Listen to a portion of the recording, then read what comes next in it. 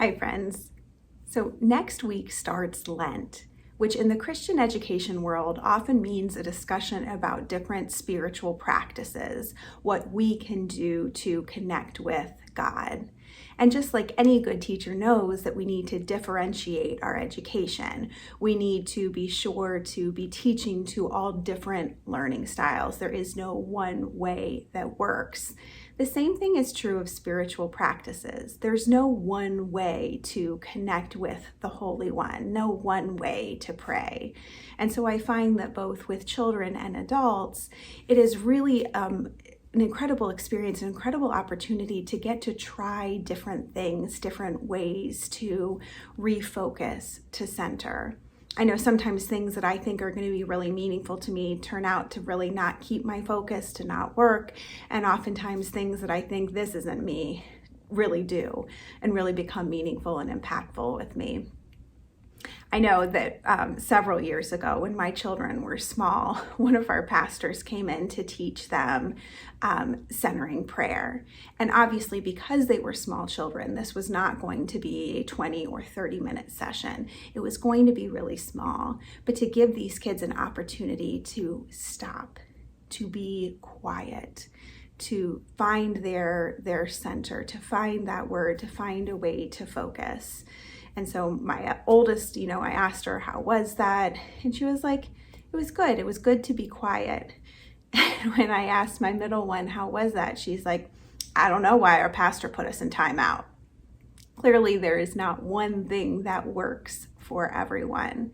And there's lots of different ways to pray and different things to teach children, the 5-finger prayer, or lots of different ways to help them learn. And those are great as long as it doesn't become the rule of how to pray. This is the only way to do it.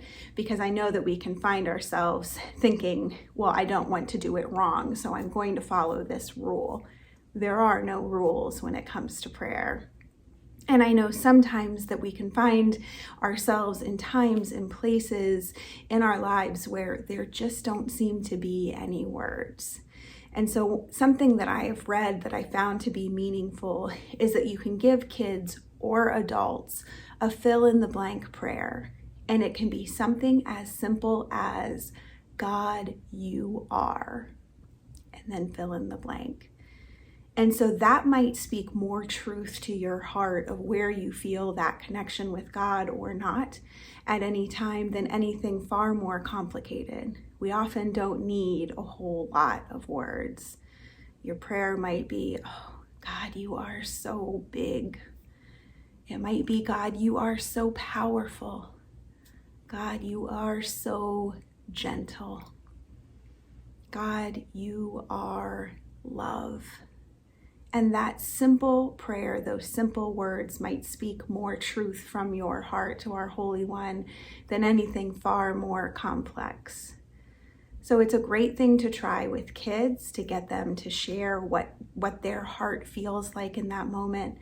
And I would also remind you, while there are no rules about prayer, there is nothing that you would put in that blank. There is nothing that you would share with God that would surprise the Holy One, that would make God stop loving you. Our God doesn't say, I will be here forever, I will love you forever, and then you pray or say something and our God went, whoa, that's a surprise. Didn't see that coming. I'm not so sure about you anymore. No, our God knows us and loves us, every single hair on our head, every bit of us, every bit of our heart and who we are. Our God adores. So maybe this Lent, maybe this time you can turn to God in a different prayer with a different spiritual practice, something new from a devotional that works for you. And it may be just as simple as a fill in the blank of God, you are. Try it this week, my friends. Bye, everybody.